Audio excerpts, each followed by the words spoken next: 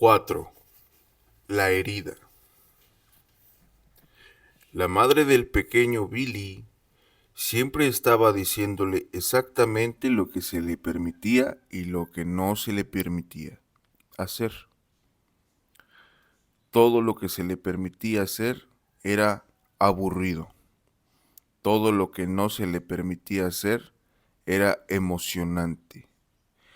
Algo de lo que nunca se le permitía hacer era lo más emocionante de todo: atravesar la puerta del jardín por sí mismo y explorar el mundo exterior. Roald Dahl, de Memphis. Pero el luchador sigue en pie. Paul Simon. Creo que fui el único de toda la compañía en atravesar toda Normandía sin resultar herido. Reg. William Craft, Regimiento 314 de Infantería.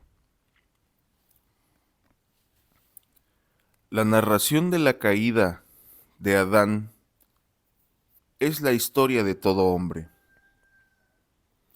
En su brevedad y profundidad es simple y sencilla, casi mística, casi mítica. Y de esta manera, todo hombre entra al mundo con una predisposición a ser insensible. Luego viene la historia de que estamos mucho más conscientes, la nuestra. Aunque la historia de Adán parece simple y sencilla, la nuestra parece compleja y detallada. Participan muchos más personajes y la trama a veces es más difícil de seguir. Pero el resultado siempre es el mismo: una herida en el alma. En su viaje a convertirse en todo hombre, todo niño lleva una flecha en el centro de su corazón, en el lugar de su fortaleza, puesto que casi nunca se habla de la herida y aún más rara vez se sana. Todo hombre lleva una herida, y la herida casi siempre se la ha hecho su padre. La pregunta más profunda de un hombre. Una tarde calurosa de agosto, hace muchos, pero muchos años, mis hijos y yo fuimos a escalar una pared de rocas en un lugar llamado el Jardín de los Dioses, cerca de la casa. Las espirales de arenisca roja parecían allí las aletas dorsales de una gran bestia que acababa de surgir del sótano del tiempo. A todos nos gusta escalar y nuestro amor por este deporte va más allá de la aventura. Hay algo al enfrentar una pared de rocas, aceptar su desafío y vencerla, que nos llama, prueba y afirma de qué estamos hechos. Además, de todos modos, los muchachos van a trepar en todo lo que encuentren: el refrigerador, el pasamanos, la cerca del vecino, así que es mejor que también nosotros programemos hacerlo afuera. Y es una excusa para comprar un equipo realmente genial. Pues bien, al escalar con los muchachos cuando eran jóvenes, siempre ataba la cuerda a la cima, queriendo decir con esto que antes de ascender tenía protección desde lo alto de la roca, lo que me permitía controlar desde abajo. Así podía observarlos al subir, ver todos sus movimientos y ayudarles en los lugares difíciles.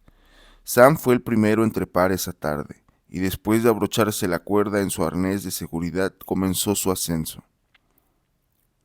Todo iba bien hasta que Sam se topó con una saliente, y esto nunca, aunque nunca estaba atado, lo hizo sentir expuesto y un poco más que vulnerable. El muchacho no superó el escollo y comenzó a asustarse más y más a medida que colgaba allí. Pronto empezaron a brotar lágrimas, así que lo tranquilicé diciéndole que volviera a bajar, que no teníamos que escalar hoy esa roca y que conocía otra que podría ser divertida. expresó con convicción: no, quiero esta. Comprendí. Llega un momento en que simplemente debemos enfrentar los retos en nuestras vidas y dejar de retroceder. De modo que lo ayudé a subir el voladizo impulsándolo un poco y él continuó con mayor velocidad y confianza. Lo estás logrando, Sam. Te ves muy bien. Eso es. Ahora a la derecha. Así es. Ahora saca el pie de ese punto de apoyo. Muy bien, muy buen movimiento. Noté que una parte esencial de cualquier deporte masculino es esta clase de charla. Este es nuestro modo de afirmarnos unos a otros sin que parezca que lo estamos haciendo. Los hombres casi nunca se elogian directamente como lo hacen las mujeres. Enrique, me encantan tus pantalones, te ves fabuloso. Nosotros elogiamos indirectamente por medio de nuestros logros. Vaya, tremendo tiro, Pedro. Hoy sí que tienes un ritmo tremendo. A medida que Sam ascendía, yo le daba mensajes de consejo y ánimo. Pronto llegó a otro lugar de desafío, pero esta vez lo superó al instante. Unos pocos movimientos más y llegaría a la cumbre. Bien hecho, Sam. Eres sensacional. Terminó de trepar y cuando regresaba caminando por el otro lado, comencé a sujetar a Blaine. Pasaron 10 o 15 minutos y yo ya me había olvidado de la historia, pero Sam no. Mientras yo dirigía a su hermano sobre la roca, Sam se me acercó sigilosamente y con voz suave me preguntó: Papá, ¿crees que de verdad estuve sensacional allá arriba? Pierda ese momento y perderá para siempre el corazón de un muchacho. No es una pregunta, es la pregunta que todo niño y hombre ansía hacer. ¿Tengo lo que se requiere? ¿Soy poderoso?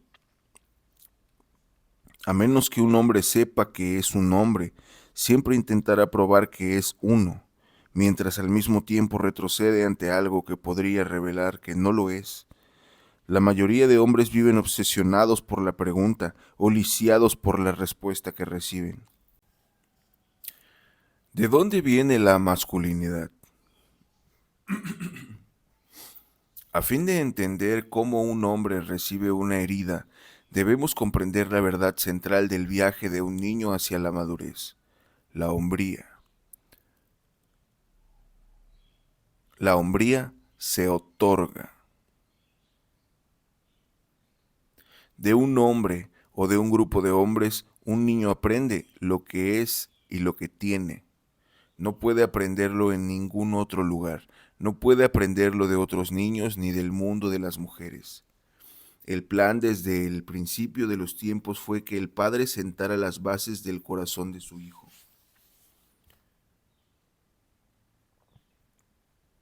y le transmitiera ese conocimiento y esa confianza esenciales a sus propias fuerzas.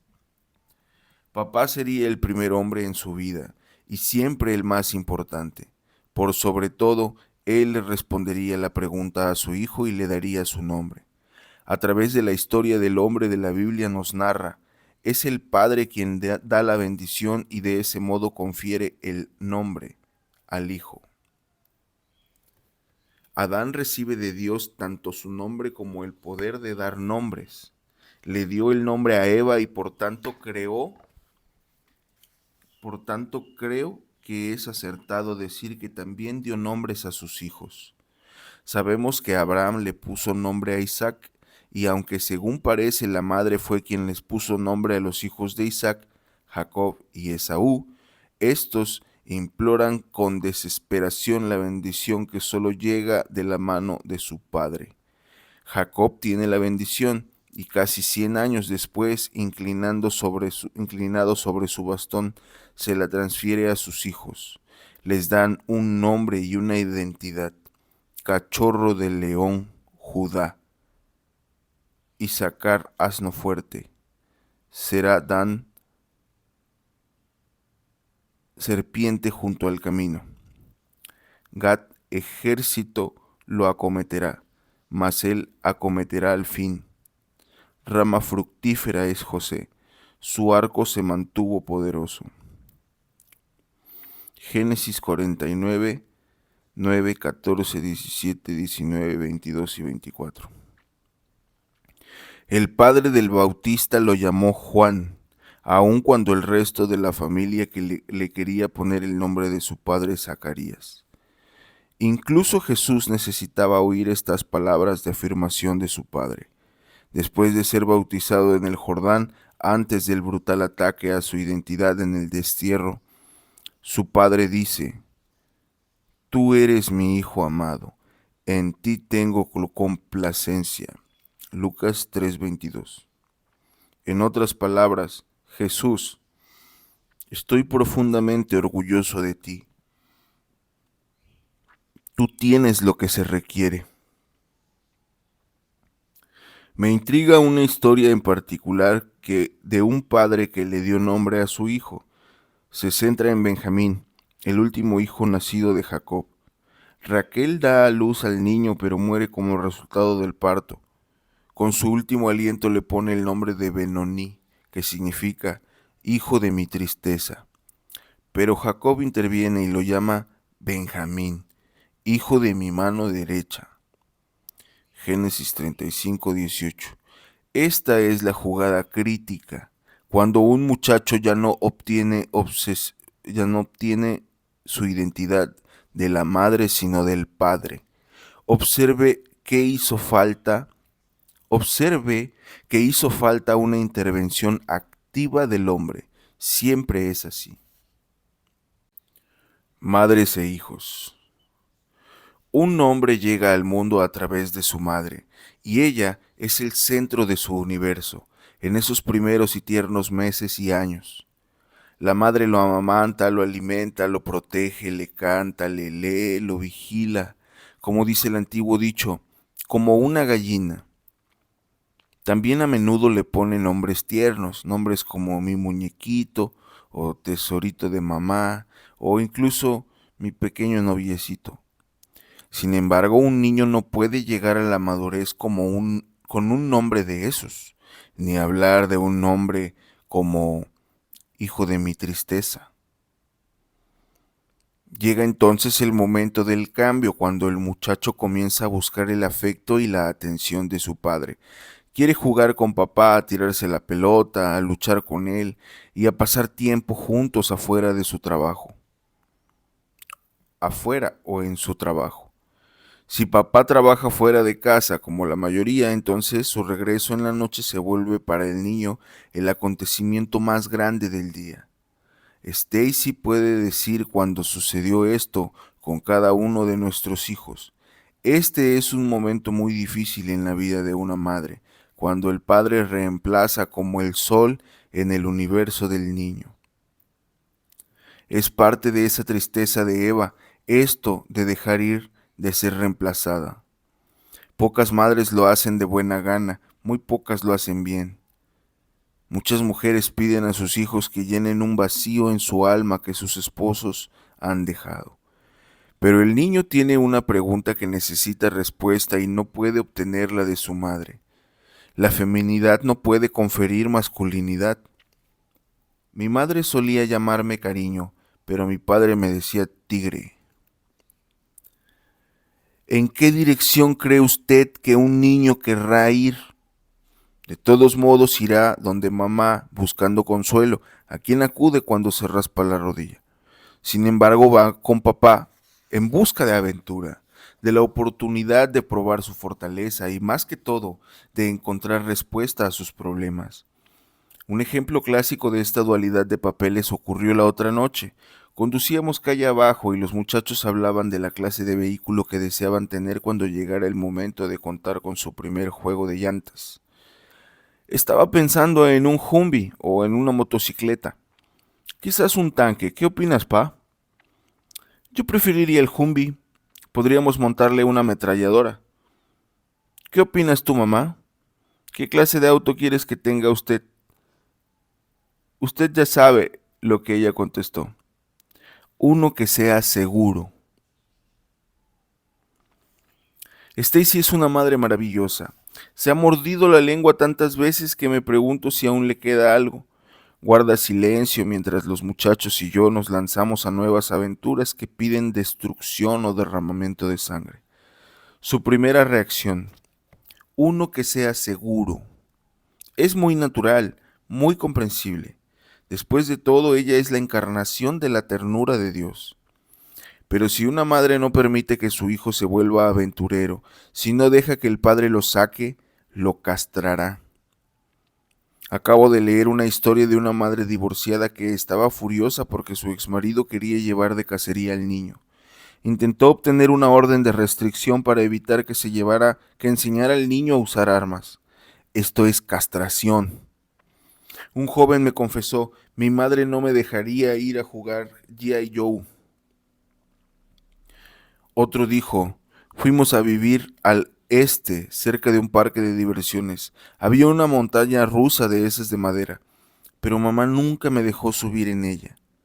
Eso es castración, y el muchacho necesita ser rescatado de ella mediante la intervención activa del padre o de otro hombre. Esta clase de intervención se plasma poderosamente en la película A Perfect World, un mundo perfecto. Kevin Costner representa a un convicto escapado que se lleva como rehén a un niño y se dirige a la frontera estatal. Pero a medida que se desarrolla la trama, vemos que lo que parece la ruina del muchacho es en realidad su redención. El chico está en calzoncillos cuando Costner lo secuestra. Así es como muchas madres quieren tener a sus hijos, aunque de modo inconsciente. Ella desea a su corderito cerca. En los días siguientes de estar juntos en la carretera, debo añadir, Costner y el muchacho, quien no tiene padre, se unen más. Costner se enoja mucho. Costner se enoja cuando averigua que la madre del chico nunca le ha permitido subir una montaña rusa. En la escena siguiente, el muchacho está con los brazos en alto sobre el techo de la furgoneta, subiendo y bajando por carreteras rurales. Esta es la invitación a un mundo de un hombre, esta es la invitación a un mundo de hombre, un mundo que involucra peligro. Implícita en la invitación está la afirmación: puedes hacerlo, tú perteneces a este lugar. Llega un momento en que Costner le compra al niño un par de pantalones. El simbolismo en la película es asombroso, pero el chico no se cambia frente a él. Es un muchacho tímido que todavía no se ha reído en la historia. Costner siente que algo está ocurriendo. ¿Qué pasa? ¿No quieres que vea tu pajarito? Es muy pequeño. ¿Qué? Es muy pequeño. ¿Quién te dijo eso? El niño Philip se queda callado. Es el silencio de la castración y la vergüenza. La ausencia de la voz paterna es fuerte y clara. Costner le dice al chico que su pene tiene el tamaño justo que debe tener siendo él un niño. En el rostro del muchacho se dibuja una sonrisa como el sol naciente, y usted comprende que el chico ha atravesado un umbral importante. De fuerza a fuerza. La masculinidad es una esencia difícil de expresar, pero que un muchacho ansía naturalmente, al igual que ansía alimento y agua. Es algo aprobado entre hombres. Robert Bly observa: la manera tradicional de educar a los hijos, que duró miles y miles de años, suponía que padres e hijos vivían en estrecha, ferozmente estrecha proximidad. Mientras el padre enseñaba un oficio al hijo: labranza, carpintería, herrería o sastrería. Mi padre me enseñó a pescar. Pasábamos interminables días juntos, en un bote sobre un lago, intentando atrapar peces. Nunca, pero nunca olvidaré su alegría cuando yo atrapaba uno. Sin embargo, los peces, en realidad, no eran importantes, sino el gozo, el contacto, la presencia masculina que me era transferida gustosamente. Vamos, tigre, jálalo. Eso es, bien hecho. Escuché a hombres hablar calurosamente de sus padres. Escuche a hombres hablar calurosamente de sus padres y oirá lo mismo. Mi padre me enseñó a reparar tractores, a lanzar una curva, a cazar perdices. Y a pesar de los detalles, lo que se transmitió principalmente es la bendición masculina. Bly indica, en la mayor parte de las culturas tribales, padres e hijos conviven en un clima de cordial tolerancia. El hijo tiene mucho que aprender, de modo que padre e hijo pasan horas juntos fabricando puntas de flecha, reparando una lanza o siguiendo la pista de un animal astuto. Cuando un padre y un hijo pasan largas horas juntos, lo que aún hacen algunos padres e hijos se puede decir que, como si de alimentos se tratase, una sustancia se transfiere del cuerpo más viejo al más joven. Por eso a mis hijos les gusta luchar conmigo, y por eso cualquier niño sano quiere lo mismo con su padre. Le encanta el contacto físico, rozarse contra mi barbilla, sentir mi tosca barba, mi fuerza al rodearlos y demostrarme sus fuerzas. Y esa demostración es fundamental. A medida que crece, les encanta jugar muy rudo conmigo. Luke lo hizo esta mañana. Estoy en la planta baja preparando el desayuno. Él siente la oportunidad, baja las escaleras en silencio y me acecha. Cuando estoy a su alcance me da un tremendo golpe. Duele, y los niños necesitan ver que duele. Tienen fuerza como la de papá. ¿Está aumentando en realidad? ¿Tiene peso? Nunca olvidaré el día en que Sam me dejó un labio ensangrentado por accidente mientras luchábamos. Al principio retrocedió temeroso, esperando, siento admitir, mi enojo. Menos mal que en esa ocasión solo me limpié la sangre, sonreí y le dije, vaya, qué buen golpe. Él sonrió, no se pavoneó, agitó sus cuernos hacia mí. La noticia se divulgó rápidamente en toda la casa y sus hermanos menores entraron en escena con los ojos abiertos porque uno de ellos me había hecho sangrar. Se abrieron nuevas posibilidades. Tal vez los siervos jóvenes logren vencer al viejo alce. Bly nos recuerda, en las sociedades antiguas se creía que un niño solo hace hombre mediante el ritual y el esfuerzo, mediante la intervención activa de los mayores. El padre u otro hombre debe intervenir activamente y la madre debe permitirlo. Bly cuenta la historia del ritual de una tribu en la que todos los hombres que participan sacan al muchacho para la iniciación. Pero en ese caso, cuando él regresa, la madre finge no conocerlo. Ella pide que le presenten al joven. Esta es una imagen hermosa de cómo una madre puede cooperar en la transición de su hijo al mundo del padre. Si ella no lo hace, después la situación se vuelve muy confusa, especialmente en el matrimonio.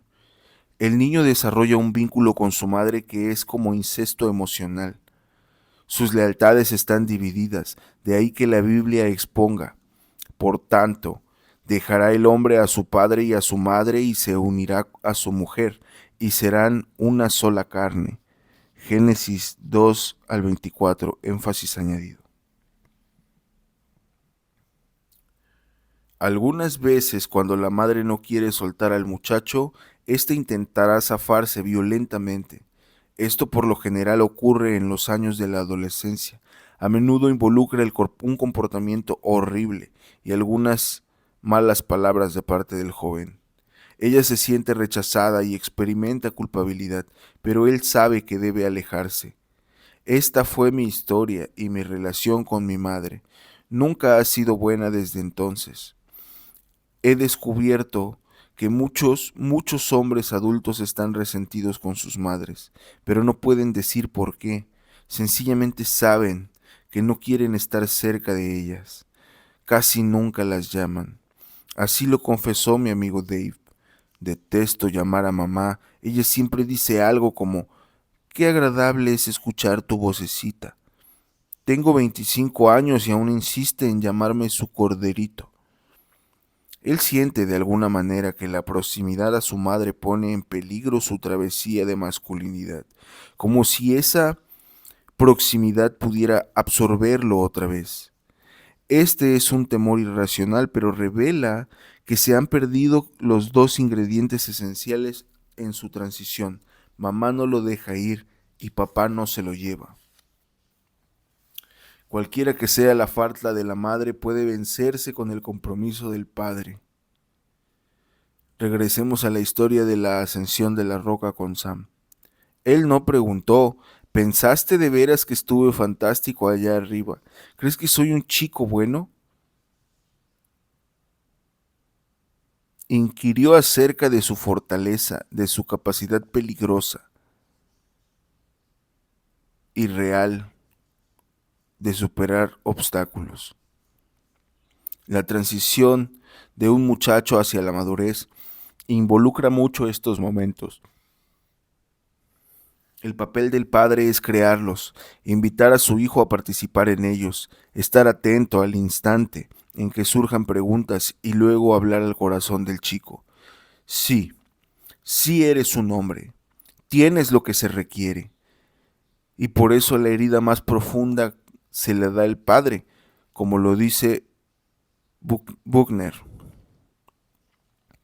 Si desconocidos y escenas inesperadas pueden sacudir el mundo de los niños, es necesario que personas conocidas y amadas por ellos le saquen ese mundo debajo de ellos como se retiran una silla. Buchner estaba refiriéndose al suicidio de su propio padre.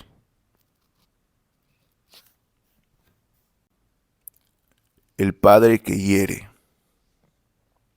Dave recuerda el día en que se produjo la herida. Sus padres discutían en la cocina y su papá maltrataba verbalmente a su mamá. Dave salió en favor de su madre y su padre explotó. No recuerdo todo lo que dijo, pero sí recuerdo sus últimas palabras. «Eres un hijo de mami», me gritó y se fue. Quizás sí, la mayor parte del tiempo Dave hubiera tenido una relación con su padre. Una herida como esta hubiera podido atenuarse y haber sanado después con palabras de amor.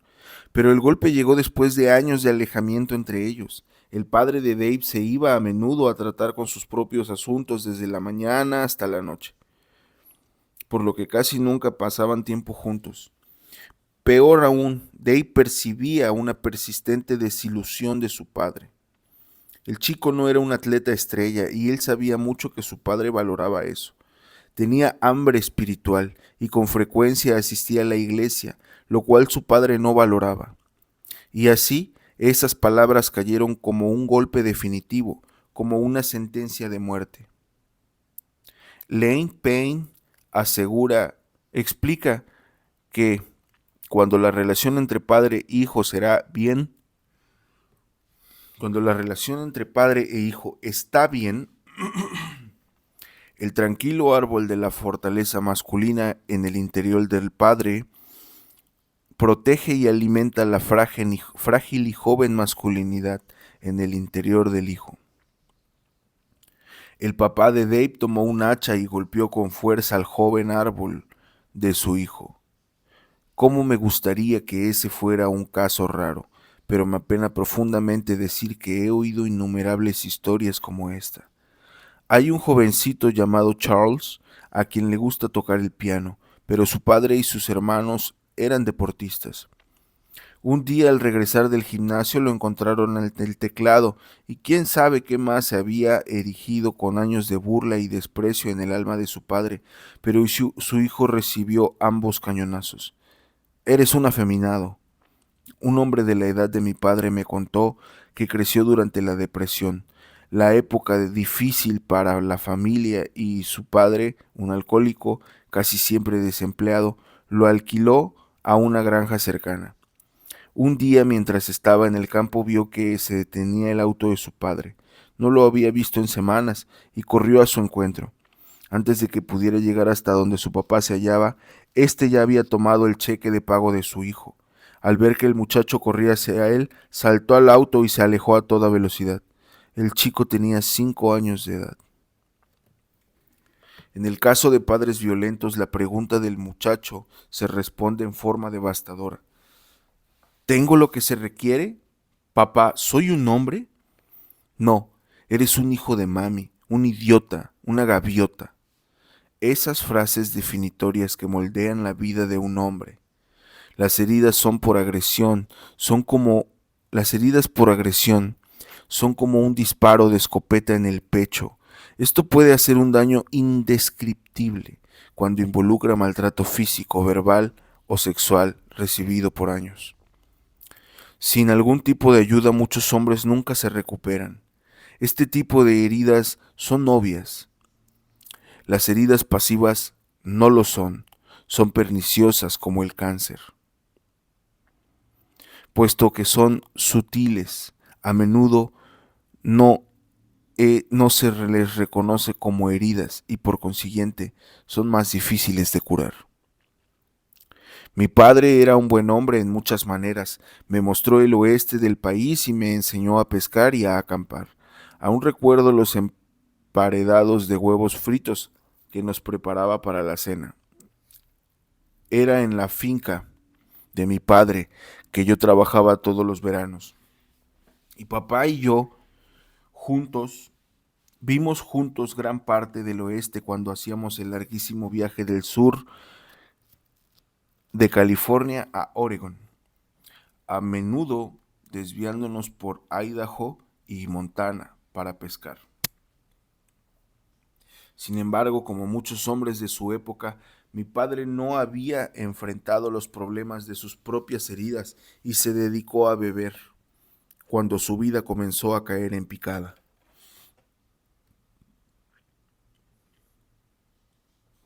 En ese tiempo yo tenía más o menos 11 o 12 años, una edad muy crítica en la travesía hacia la masculinidad, la edad en que las inquietudes comienzan realmente a surgir.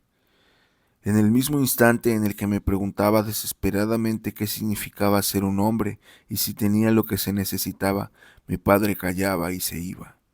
Él tenía un taller en la parte trasera junto al garage y pasaba sus horas allí, solo, leyendo, haciendo crucigramas y bebiendo. La herida se creó en consecuencia.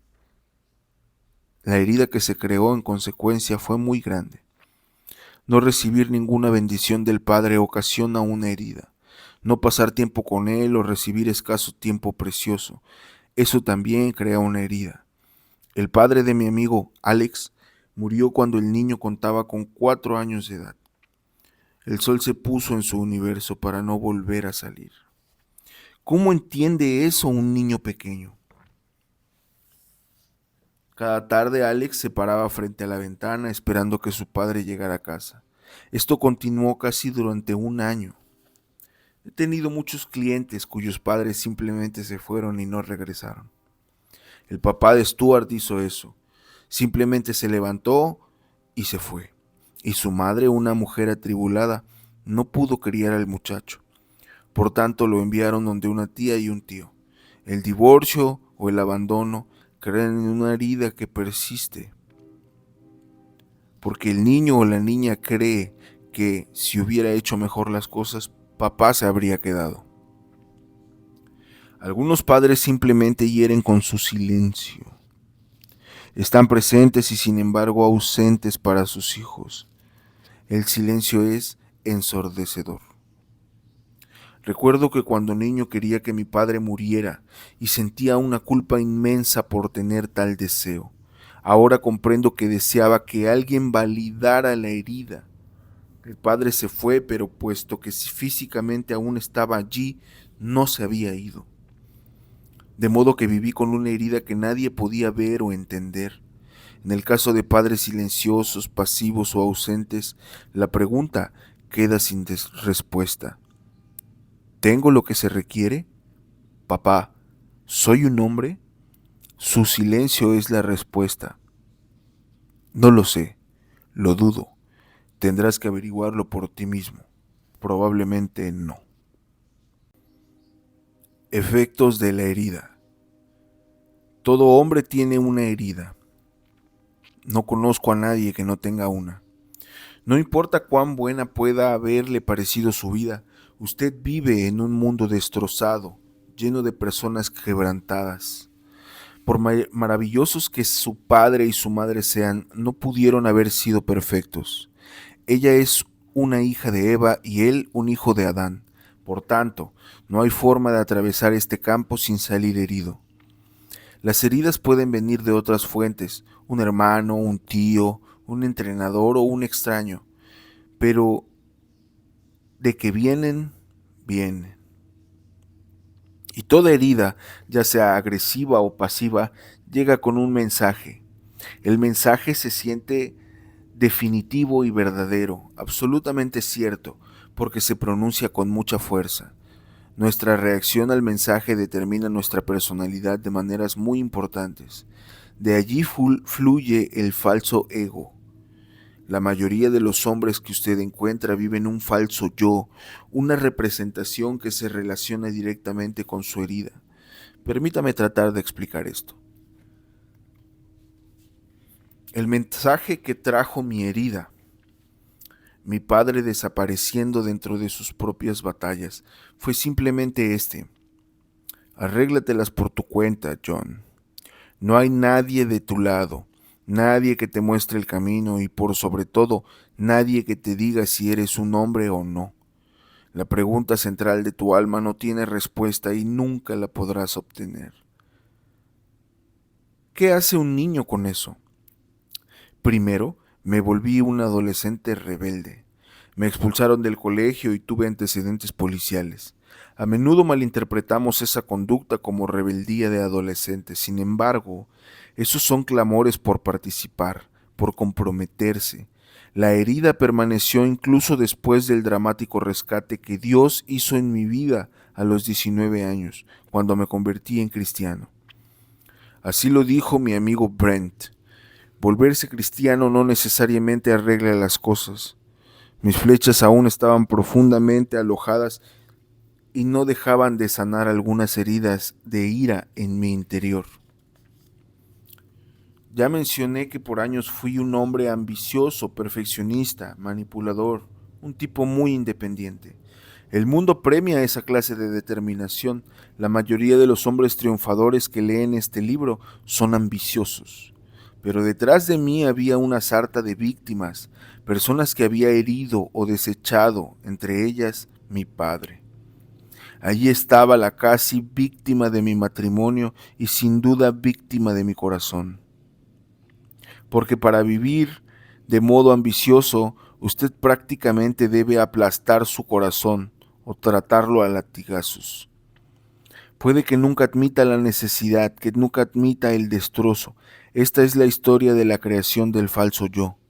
Si usted le hubiera preguntado a mi esposa durante los primeros 10 años de matrimonio si teníamos una buena relación, quizás ella habría contestado que sí.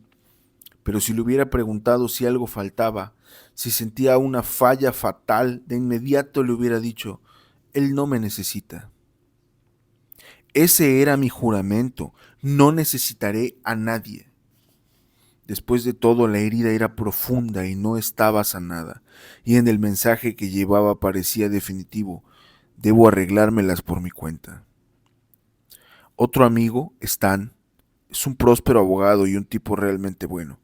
Cuando tenía unos 15 años de edad, su padre se suicidó, poniéndose un arma en la boca y disparando el gatillo. Su familia intentó dejar todo atrás, barrer el asunto debajo de la alfombra. Nunca hablaron de eso otra vez. El mensaje entregado por ese horripilante golpe fue algo así: tu origen es muy siniestro.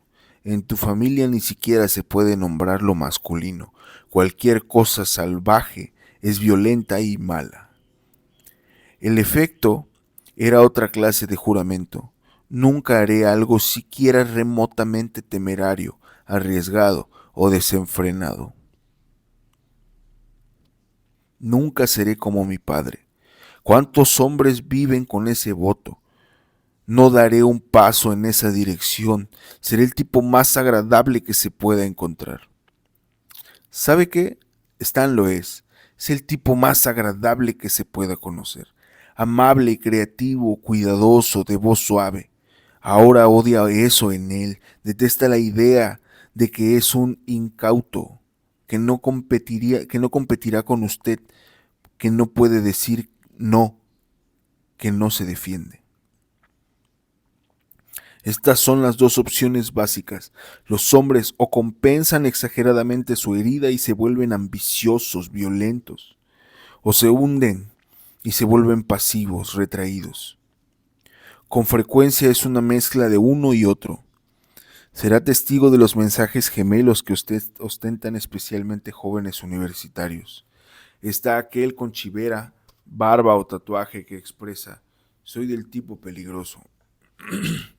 Y aquel con una gorra de béisbol hacia atrás que comunica: realmente soy un niñito, no me exijan nada. ¿Cuál de ellos los representa a usted? ¿Es fuerte o débil? ¿Recuerda a Alex, que permanecía ante la puerta esperando a un papá que nunca regresó? Si usted lo hubiera conocido en la universidad, ni en 1.000.000 de años se habría imaginado que Alex vivió esa historia. Él era un hombre de hombres, un increíble jugador de fútbol americano, un bebedor empedernido que llevaba una vida dura al que todos los demás admiraban. Conducía un camión, masticaba tabaco, le gustaba el aire libre. Solía comer vidrio, en serio. Esa era una parte de los trucos de fraternidad universitaria, la última muestra de fortaleza peligrosa. Prácticamente daba un mordisco a un vidrio, lo masticaba lentamente y lo tragaba. Cuando trabajó como gorila bravucón para un bar de mala muerte, esto fue un espectáculo imprevisto con el fin de tener a los matones en línea. Pero no era más que un espectáculo, la personalidad total del macho. ¿Cree que usted que pasó con Charles, el chico artístico, el pianista cuyo padre lo llamó afeminado? Desde ese día nunca volvió a tocar el piano. Años después, ya un hombre, ya casi 30 años, no sabía qué hacer con su vida. No tenía pasión, no lograba encontrar una carrera que le gustaba. Tampoco se podía comprometer con la mujer que amaba, ni se podía casar con ella a causa de su inseguridad. Por supuesto, a inicios de su historia le habían arrancado el corazón. Dave también tiene ahora poco más de 20 años. Está a la deriva, profundamente inseguro y cargado con una gran dosis de odio por sí mismo. No se siente hombre y cree que nunca se sentirá como tal. Igual que muchos, lucha con tener confianza acerca de las mujeres y alrededor de hombres que ve como verdaderos hombres. Stuart, cuyo padre lo abandonó, se volvió un hombre sin emociones. Su personaje favorito de niño era Spook, el extraterrestre de viaje a las estrellas que vivía únicamente de su mente. Stuart es ahora un científico y su esposa está tremendamente sola. Y así sucesivamente la herida llega y con ella un mensaje. Una vez en esa posición, el niño hace un juramento, escoge una manera de vivir que hace que surja el falso yo. En el centro de todo esto hay una profunda inseguridad. El hombre no vive a partir de un centro. De aquí que muchos hombres se sientan atascados o paralizados, o incapaces de moverse, o incapaces de dejar de moverse. Por supuesto, toda niña pequeña también tiene su historia, pero quiero dejar eso para un capítulo posterior y juntarlo con la manera en que un hombre lucha por el corazón de una mujer. Permítame decir algunas palabras más acerca de lo que sucede a un hombre después de recibir la herida.